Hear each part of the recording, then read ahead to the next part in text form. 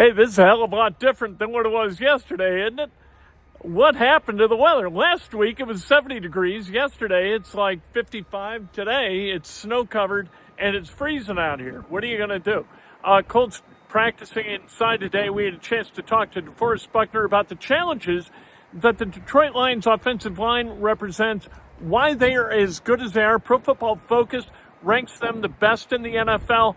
What's a D-line have to do to get over on the best offensive line in the National Football League? One of the best, running back duos in the league.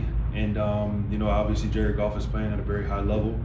So, defensively we got to be on, a lot of our keys and our technique. And we just got to continue to communicate better and just make sure that everybody, especially in the run game, are, in their gaps and their fits. When you watch their tape, have you recalled another offense that gets as unique with their play calls? Like they do the laterals, the hook matters, and they get offensive linemen that are going in the passing. Have you encountered throughout your career at all an offense kind of that unique? Yeah, actually, I've played against the Chiefs a couple of times. You know what I mean? They're a really efficient offense, especially over the past couple of years. But yeah, watching the tape, they like you said, they do a whole lot of stuff, and they do it. They execute at a high level. That's what makes them such a great team offensively, is because those plays they execute at a very high level. And they do a great job with hiding their tendencies. How much do you, you and Grove specifically, take on the challenge of, this is a really physical offensive line and they want to run the ball?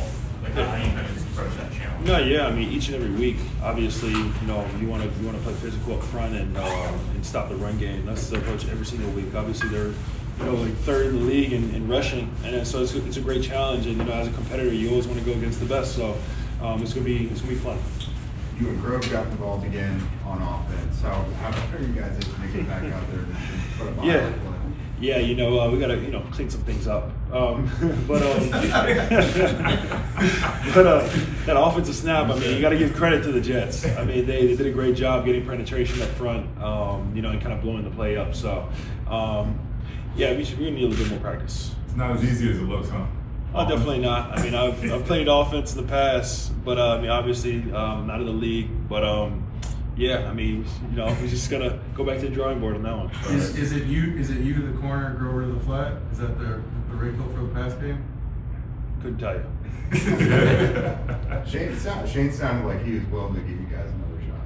Yeah, for sure. We're going to see how it goes. Did Z give you any tips on how to get in there? Because almost scored a touchdown on one of his plays. Or did score a touchdown on one of his plays last year. Yeah. Z did a great job being out there. I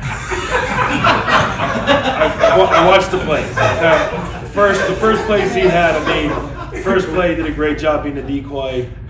He did block one soul. And the second play he ran a little route to the flat, and there was a touchdown scored on that play. Maybe you can take something from it and be like the play action decoy. Yeah, for sure. He's a great actor, so I got to take some of those tips. Bud, last week we talked a lot about the spot Shane's been in. His first really big decision he had to kind of work through. Just how do you think he kind of dealt with all of that and everything that was going on the past 2 weeks to get you guys in a place to do what you did on Sunday?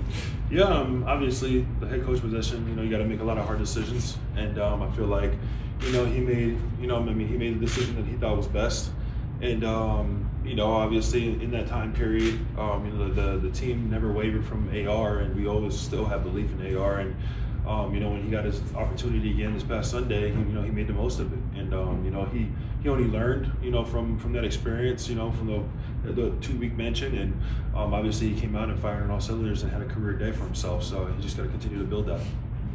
So Forrest, you guys have 9 sacks in the last 3 games. Just what's changed up front for you guys to get in a little bit of a rhythm there? Yeah, I just feel like a lot of guys are getting in the flow of pass rushing and things like that, and each and every week they're continuing to build, and has to do a lot with them watching film, being on their keys and executing it in practice. I always say, if you can't sack the quarterback in practice, you can't do it on game day. So just each and every day we're out there. Guys are working on their craft, and I feel like Charlie and the coaching staff in our D-line room are doing a really good job with teaching the technique.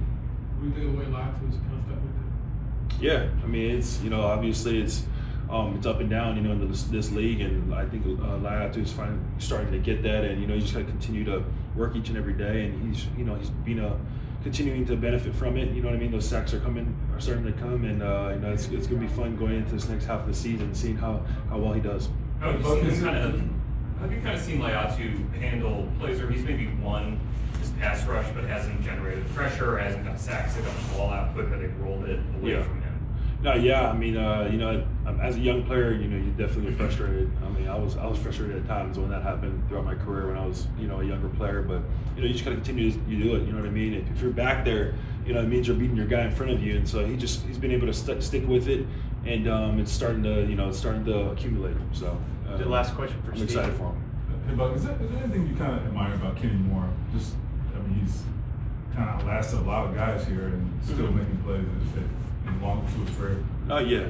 Kenny is. I mean, he's always working on his craft. I mean, always, you know what I mean. Each and every day he comes in, and he wants to practice at a high level, and he goes out there and plays on game day at a high level. And I respect his work ethic and everything he does and that he puts into this game. So it's been fun to watch him grow over the years since I've been here. And it's kind of a quiet leader, but why is that effective?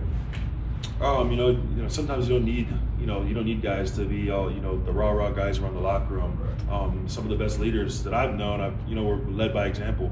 You know what I mean? They didn't say a whole lot, and their actions speak for themselves, and that's what he does each and every day. Thanks. That's DeForest Buckner. Some joviality today about Buck and Grover getting into the backfield last week against the Jets and seeing what they can do as far as laying guys out and blocking and popping a hole and getting the ball in the end zone. It didn't get done, but that's not to say that it won't. And then some fun at the expense of Zaire Franklin, who, at least according to DeForest Buckner, didn't do a whole hell of a lot when he was on the offensive side of the ball to cause success, although there was success when Zaire Franklin was on that side of the ball last year. We'll see what DeForest and Grover and Quiddy and Latu are able to do this weekend against that Lions offensive line.